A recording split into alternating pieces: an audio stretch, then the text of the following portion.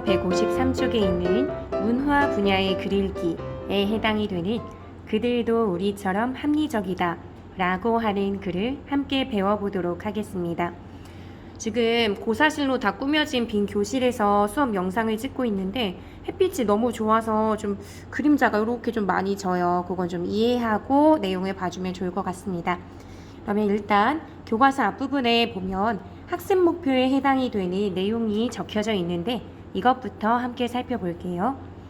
이 글은 각 나라의 고유한 문화들이 사회의 문화적 배경과 관습에 따라 통용되는 합리성을 갖고 있음을 주장하고 있다 라고 얘기하죠. 각 나라마다 고유한 문화가 있는데 그 바탕에는 사회의 문화적인 배경이나 관습이 있고 그것에 따라 두루 통용되고 아니면 두루 다 받아들여지는 합리성이 있다라고 주장한다 라고 합니다. 이미 이 글이 갖고 있는 주제의식을 미리 밝히고 시작을 하죠. 그러니까 모든 문화들은 그것 나름의 합리성, 마땅히 그러할 만하다 라고 하는 그 합리성을 갖고 있다는 거잖아요. 제목도 사실 그게 다 드러나죠. 우리라고 하는 존재는 누굴 포함하고 있죠? 나를 포함하고 있죠. 그런데 그 나를 포함한 그 우리처럼 그들 하면은 타자일 거예요. 나를 포함하지 않는 타자일 거고 우리라고 하면은 자신, 나를 포함한다면 그들도 나처럼 합리적일 수 있다라고 하는 게 글의 제목이잖아요. 우리가 보통 내가 의식하든 그렇지 않든 나의 관점에서 다른 이들을 판단하고 그들은 잘못됐어, 합리적이지 않아 라고 할 수도 있을 텐데 그렇게 보면 안 된다 라는 걸 이미 제목에서 알려주고 시작하는 것 같습니다. 그래서 그런 관점에서 다양한 문화에 담겨져 있는 사회의 문화적인 현상의 특성을 모두 다 합리성의 관점에서 파악해 보라고 얘기하죠. 그래서 그 관점에서 그 전체를 함께 이해해 보도록 할 거고요.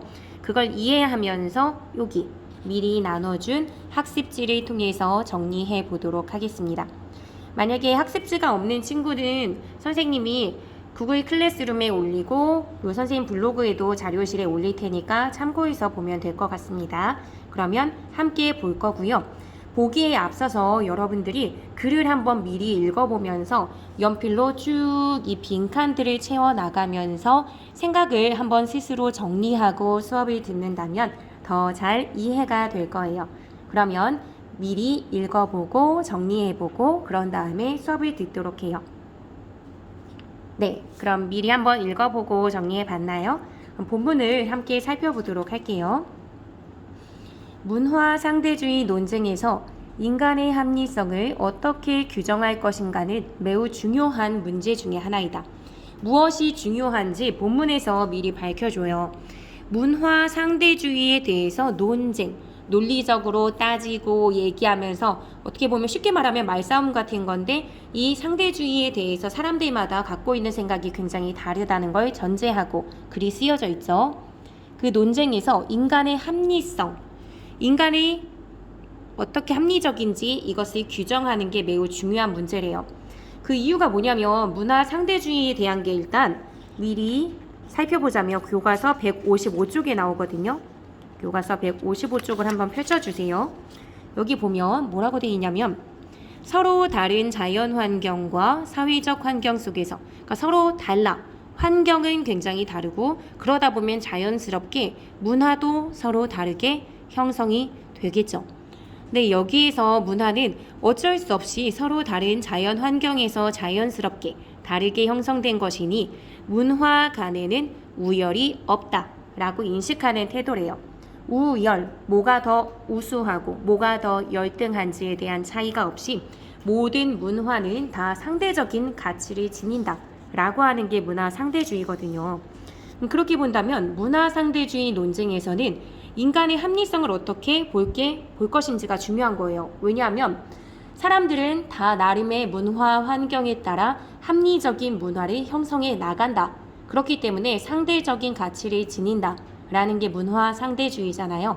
그럼 그 합리성을 뭐라고 볼 것인지 어떻게 규정, 의미를 부여하고 정해 놓을 것인지 이게 굉장히 중요하다는 거죠. 그래서 인간은 합리적 동물인가? 인간의 합리성을 따질 때 그럼 과연 인간은 정말 합리적 존재인가? 라고 묻는 거죠. 여기서 묻고 뒤에서 이제 답을 해줄 거예요.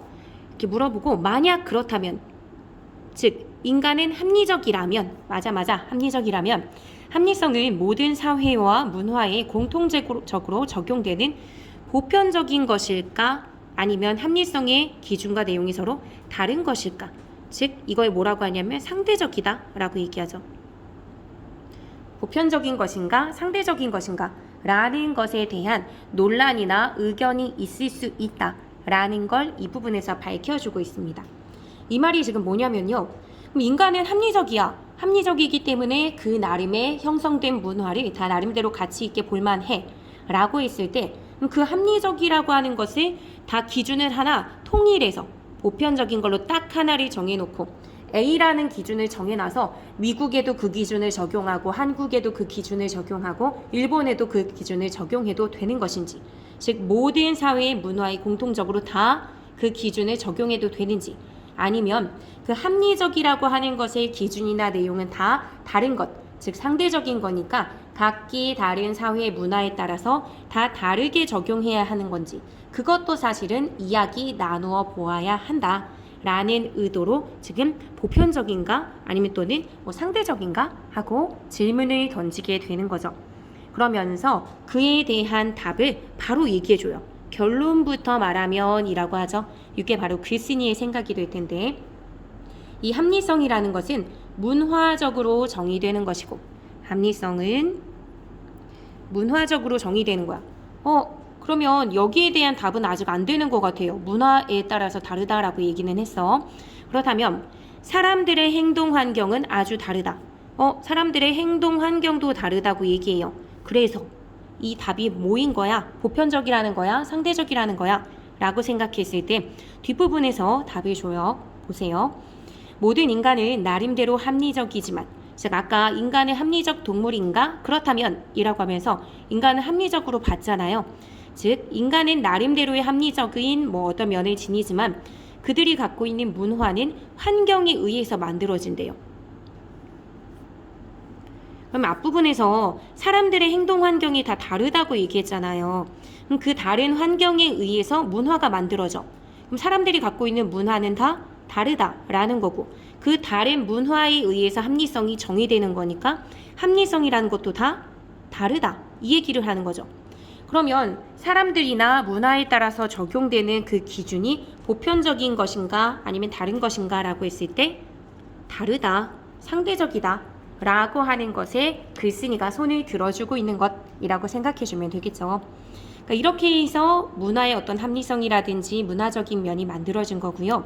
사람들이 갖고 있는 인식이나 가치나 욕망도 모두 다 마찬가지다 라고 얘기하죠. 즉 인식, 가치, 욕망도 마찬가지라는 얘기는 인식, 가치, 욕망이 다 무엇에 의해서 환경에 의해서 만들어진 것, 즉 각기 다 다른 것이라고 보는 거죠. 그러니까 문화, 인식, 가치, 욕망은 모두 다 환경에 의해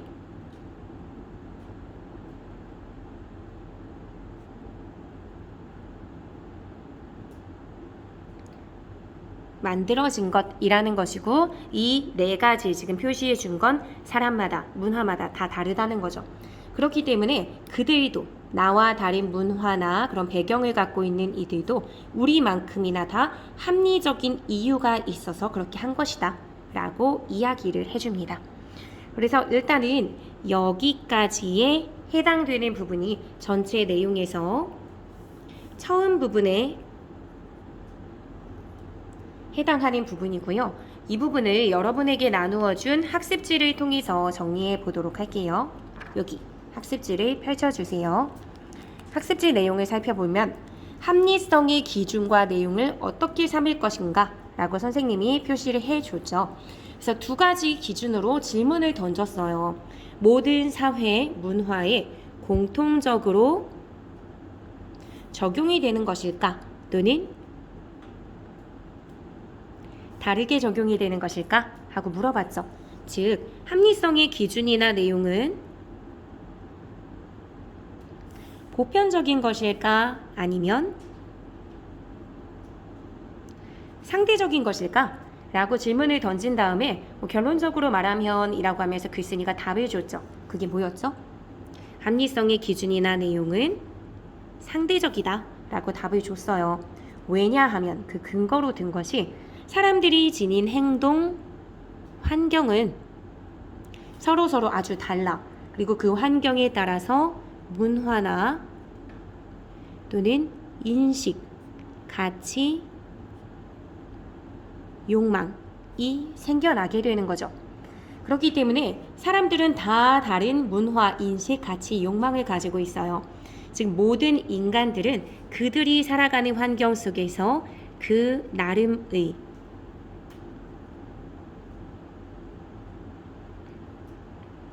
합리적인 문화나 인식이나 가치나 욕망이 있다는 거죠. 즉 뭘 인정한 거냐면 문화적으로 상대적인 가치를 지닌다는 문화적 상대성을 인정하는 관점을 보여주고 이걸 깔고 내용을 진행합니다.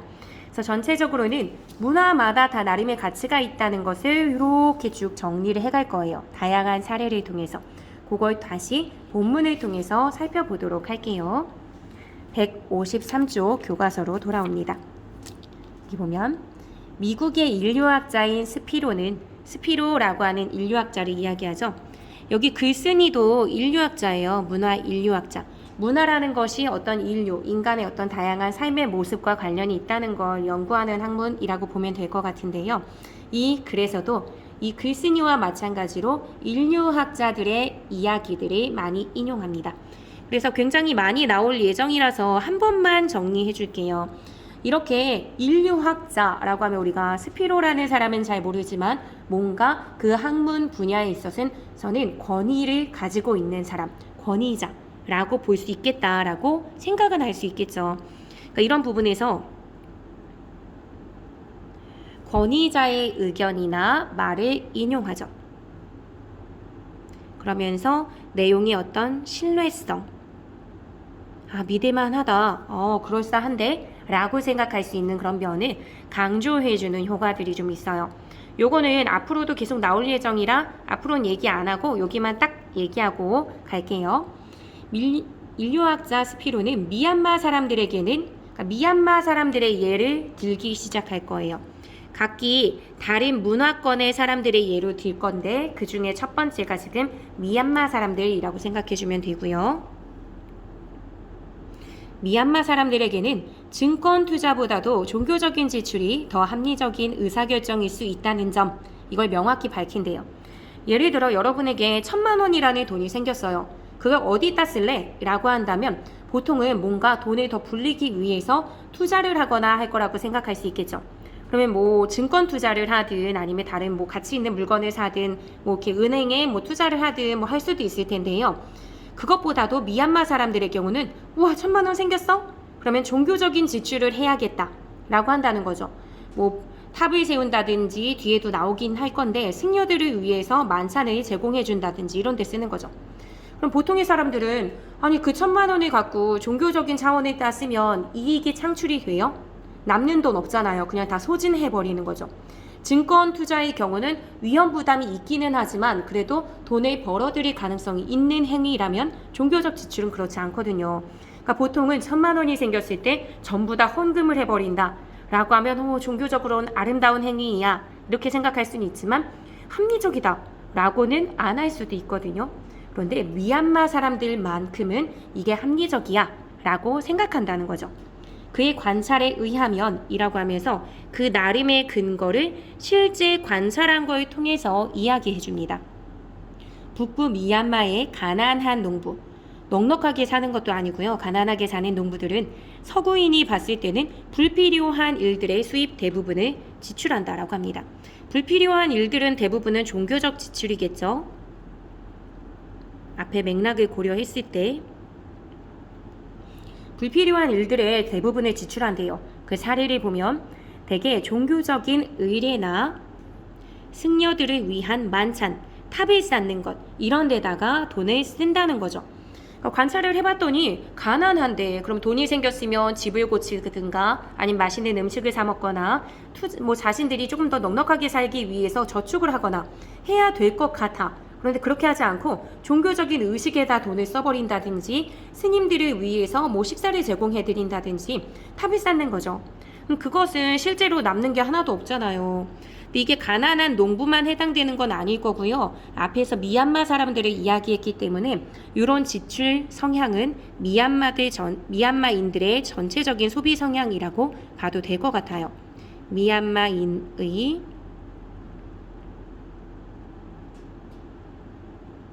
소비 성향 이렇게 보면 되겠죠.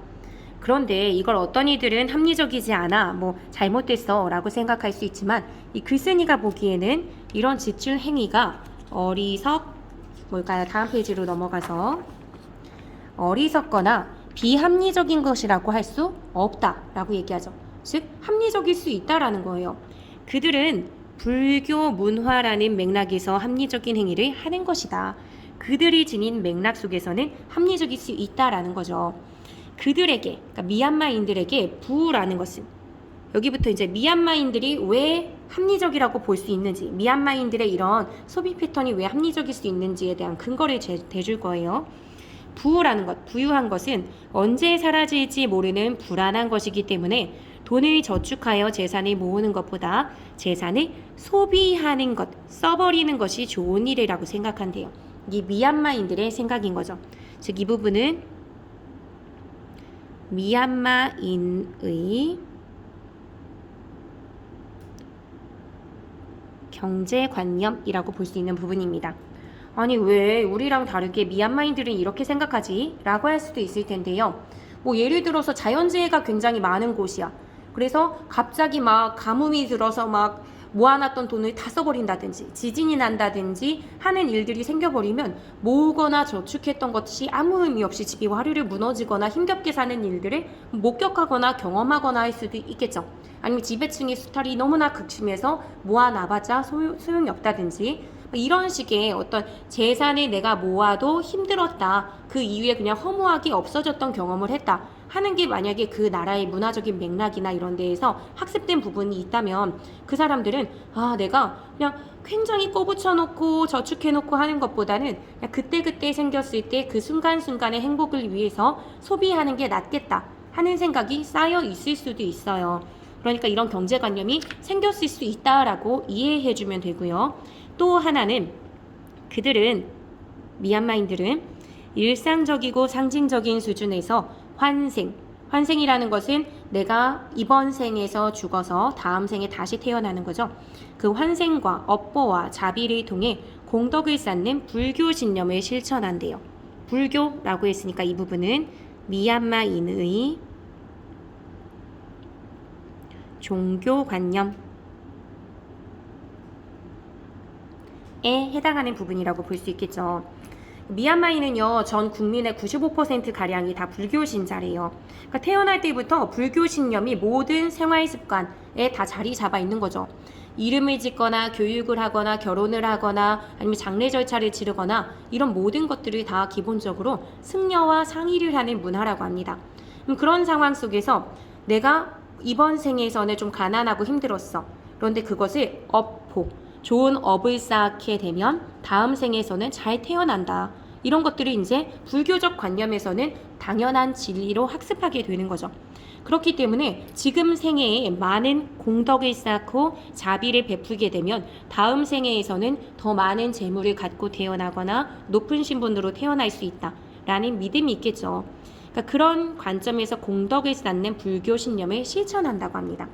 요 두 가지가 미얀마인들이 갖고 있는 사회 문화적 배경, 환경, 특징이라고 볼 수 있어요. 이 관점에서 본다면 돈이라는 건 모아둘 필요가 없어. 소비해도 돼. 라고 하는 경제관념을 갖고 있는데 그 돈을 어디다 쓸까 한다고 생각한다면 불교적 관점에서 다양한 분야의 자비를 베풀고 보시를 하고 헌금을 내고 공덕을 쌓게 돼. 그런 종교적인 걸 실천하면 다음 생에 잘 태어날 수도 있어. 라고 하는 인식이 있겠죠. 경제관념과 종교관념이 잘 합쳐지면서 종교적인 측면으로 지출이 늘어나게 되는 거죠. 그러니까 종교적인 지출을 많이 하게 되는 거고, 그게 그들 나름대로는 합리적 지출일 수 있는 거예요. 여기 보면 그러한 신념 때문에 그들이 승려를 위해 만찬을 제공하거나 종교적 의례에 돈을 쓰거나 탑을 쌓는 일에 돈을 쓰는 것은 현세에서, 지금 살고 있는 생에서 다른 이들과 불교적인 맥락에서 승려든 다른 이들에게 봉사를 하는 거든 종교적 행사에 참여하는 거든 그런 차원에서 좋은 인연을 맺고 위세, 야, 저 사람 자기가 갖고 있는 재물에 욕심을 부리지 않고 뭔가 이번에 탑을 쌓는데 굉장한 많은 돈을 헌금했대라고 하면 정말 위세나 존경을 얻게 되겠죠. 그것 자체가 불교적 관점에서 굉장히 이렇게 많이 빠져서 사는 그런 사람들에게는 굉장히 큰 보상이 되는 걸 거예요. 그러면서도 내세, 올 내자를 쓴 거예요. 다음 생에서는 더 좋은 지위로 환생할 수 있는 그 방법을 보장받는, 우리가 봤을 땐 그걸 어떻게 보장받는다고 생각해? 장담할 수 있어? 라고 생각할 수 있지만 불교적 관점에선 당연한 거예요. 내가 이번 생에 잘 불교적인 측면의 어떤 의례나 탑 쌓는 일에 돈을 많이 쓰거나 하면은 나는 다음 생에 당연히 좋은 삶을 살 수 있어. 그걸 보장받을 수 있어. 그러니까 어떻게 보면 투자 같은 느낌도 좀 들죠. 그러니까 더 좋은 환생을 보장받는 거예요. 그러니까 그들에게는 매우 합리적인 방법이라고 보는 거죠. 종교적 지출이 그들에게만큼은 매우 합리적이다 라고 볼 수 있는 것이라고 생각해 주면 될 것 같아요. 이 부분에 대해서 학습지를 정리하고 넘어가도록 할게요. 이 부분. 이들의 경우는 문화적 배경에 따라서 이제 어떤 지출을 하는지, 그래서 문화적 배경을 고려하면 우리가 봤을 땐 좀 다소 생소하거나 이상해 보일 수 있는 소비도 합리적일 수 있다라는 사례를 보여주는 것으로 지금 미얀마의 사례를 들어줬어요. 미얀마의 사례는 종교적인 지출, 종교 관련 지출이 굉장히 큰 미얀마인들의 소비 문화를 지금 보여줬죠. 근데 그것이 어떤 문화에서는 불필요한 소비다, 이해가 안 간다라고 생각할 수 있지만 인류학자인 스피로가 말하길 이건 매우 합리적인 소비다라고 본다는 거죠. 서구인들의 관점에선 불필요한 지출이야. 여기서는 스피로가 서구인이다 보니까 서구인의 관점이라고 얘기했지만 사실 우리가 봐도 불필요해 라고 생각할 수 있잖아요. 즉 다른 문화 또는 다른 환경의 사람들이 볼 때는 불필요한 지출이야 라고 볼 수 있지만 그것은 어리석고 비합리적인 지출이라고 볼 수는 없다 라는 게 이제 스피로의 관점이고 이 글쓴이의 관점인 거죠. 미얀마인들의 관점에서 봤을 땐 굉장히 매우 합리적인 지출이었어. 그 근거가 뭐냐면 그들의 문화 배경을 두 가지 고려했을 때 그렇다는 거죠. 첫 번째는 그들의 경제관념. 그들은 돈 이런 것은 사라질 수 있는 불안한 것이기 때문에 쟁여두고 저축하고 쌓아두는 것보다는 써버리는 것, 소비하는 것이 더 낫다라고 보는 관점을 하나 갖고 있었고, 그 종교적인 측면에서는 태어났을 때부터 내 사상, 깊은 생각 속을 자리 잡고 있는 불교 관념, 이걸 통해서 환생이나 억보나 자비를 통해 공덕을 쌓는 불교 신념을 실천하는 게 더 가치롭다라는 생각을 갖게 됐어요. 그러다 보니까 자연스럽게 종교적 지출이 굉장히 많아진 거죠. 근데 그것을 그 사람들은 현세의 어떤 위세를 높이거나 내세의 환생을 좋은 환생을 하게 되는 것을 보장받는 매우 도움이 되는 그 매우 합리적인 지출이라고 보는 것이죠. 그러니까 우리의 잣대로 판단하기보다는 그들의 어떤 관점에서 보는 것이 바람직하다라는 내용이었어요. 그 다음 내용을 이어서 살펴보도록 할게요. 그 다음 이번에는 친족 중심 사회를 예로 듭니다. 앞부분은 미얀마였는데 이번에는 친족 중심 사회를 예로 들어서 설명을 해줘요. 친족 중심 사회, 그러니까 가족, 이모, 삼촌, 할머니, 할아버지 이런 가족들과의 관계가 굉장히 끈끈하게 결속되어 있는 게 친족 중심 사회죠. 이런 데서는 의뢰 비용에 굉장히 많은 돈을 지출하는 경향을 보인대요. 여기 의례적 소비 뭔지 나오죠? 생리적 욕구를 충족하기 위한 소비 이외에 문화적 욕망을 충족시키는 소비로 높은 사회적 지위를 과시하거나 남과의 차이를 돋보이기 위해 소비하는 것. 좀 허례허식 우리가 흔히 이제 얘기하는 그런 거라고 생각해주면 될 거예요. 근데 여기에 돈을 굉장히 많이 지출하는 경향이 있고요. 여기에 해당하는 이해가 많은 아시아와 아프리카, 중남미, 중동 국가 이런 곳들을 이제 포함한대요. 많은 아시아라고 했으니까 우리나라도 포함하죠. 사실 우리나라도 결혼하거나 장례 절차를 치르는데 돈 굉장히 많이 써요. 지금은 아무래도 이제 코로나라는 그런 상황 때문에 스몰 웨딩이나 이런 걸 하는 경우도 많지만요. 굉장히 결혼식을 막 호텔이나 굉장히 큰 데에서 많은 사람들을 불러서 얼마나 큰 규모로 화려하게 하느냐. 이게 조금 중요하게 여겨지기도 하는 게 우리나라의 결혼 문화잖아요. 그러니까 그런 것들을 생각해주면 돼요. 이런 국가에서 치르는 결혼식 비용은 그들의 생활 수준에 비해 상상할 수 없을 정도로 많다. 그러니까 능력이 되는 것도 아닌데 좀 굉장히 과하게 빚까지 지면서 하는 경우도 생기는 거죠. 인도, 방글라데시 같은 나라나 이슬람 국가들의 혼례를 보자. 또 구체적인 사례를 들어줘요. 이들은 일주일 내내 음식을 풍족하게 차려 잔치를 벌이고 춤을 추는 데에 많은 의례 비용을 지출하는 걸 당연하게 여긴다. 우리나라 같은 경우에는 딱 하루 결혼을 좀 화려하게 하는데 그것도 돈이 굉장히 많이 들어요. 근데 일주일 내내 음식을 풍족하게 차려서 먹으려면 여유 있는 나라가 아니기 때문에 굉장한 돈이 지출이 될 거예요. 피지의 원주민 마을에서도 피지의 예도 또 들어주네요. 혼례를 치를 때 소 5마리, 돼지 3마리, 닭 30마리, 전통 음료인 양고나 수십 킬로그램. 양고나가 뭔진 모르겠지만 뭐 돈이 많이 드는 화려한 뭐 의례의 일부가 된다라고 생각해주면 되겠죠. 의례용 혼수품과 생활용품을 산더미처럼 쌓아놓고 잔치를 즐긴다. 그러니까 여기도 굉장히 화려하게 하는 거죠. 그럼 이런 소비 행위는 합리적 행위인가? 라고 물어봐요. 우리는 평소에 사실 이런 소비 행위를 합리적이라고 생각했을까요? 그렇지 않을까요?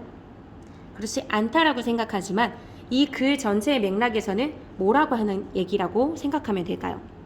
합리적 행위가 맞다라고 얘기하는 거겠죠.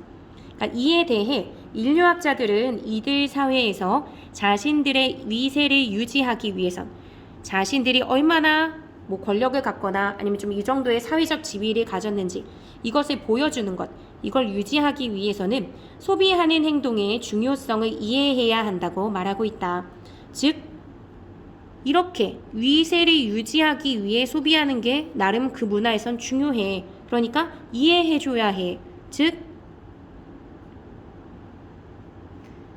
합리적이라고 봐줘야 해. 라고 하는 관점이겠죠.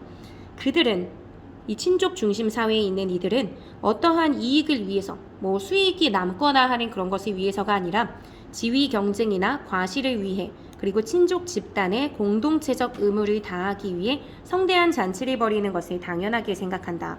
그러니까 지위 경쟁, 내가 이만큼 뭐 사회에서 그래도 먹고 살만해 뭐 이런 거 이제 보여주는 거겠죠. 그리고 친족 집단의 공동체적 의무. 한국 사회도 마찬가지인데요. 이모, 삼촌, 할머니, 할아버지 모두 다 끈끈하게 살다 보니까 그들에게 어린 시절부터 뭐 주 양육자는 아니지만 그래도 많이 양육을 받아왔거나 도움을 받거나 따뜻한 사랑을 받아왔어요. 그랬을 때 내가 결혼을 하는데 내가 그냥 가까운 친구들만 부르면서 하기에는 뭔가 제대로 된 인사나 격식을 차리지 않은 것 같아. 그들에게 그래도 내가 결혼을 하고 성인이 됐을 때는 뭔가 감사의 표시로 맛있는 음식도 대접하고 제대로 된 결혼식을 뭐 해서 초대를 해드려야 될 것 같아. 이런 것들이 사실은 공동체적 의무겠죠. 그러다 보니까 성대한 잔치를 벌이는 걸 당연하게 생각하는 것이고 그렇기 때문에 이것을 비합리적이다라고 얘기하면 안 된다라고 보는 걸 거예요. 그래서 이런 부분들이 이제 의례 비용에 돈을 많이 지출하는 이유에 해당이 되겠죠. 의례 비용에 많은 돈을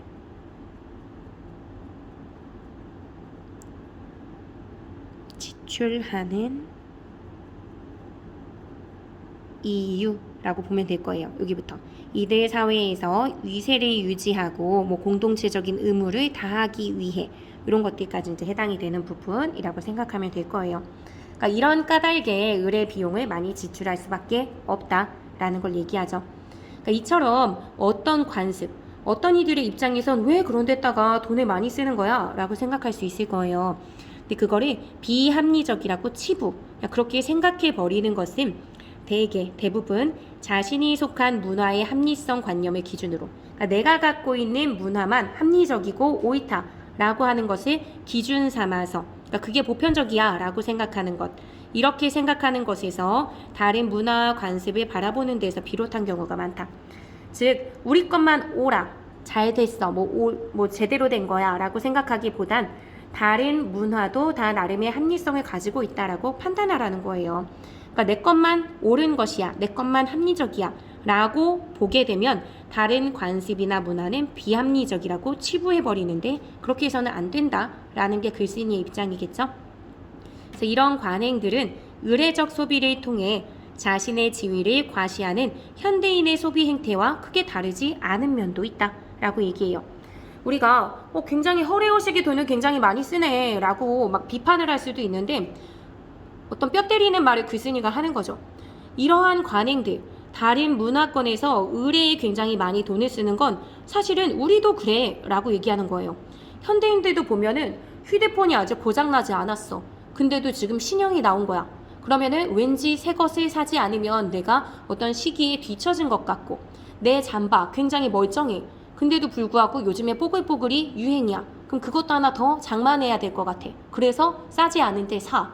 이런 것들이 사실은 다 의례적 소비를 통해 자신의 지위를 과시하는 소비 행태잖아요.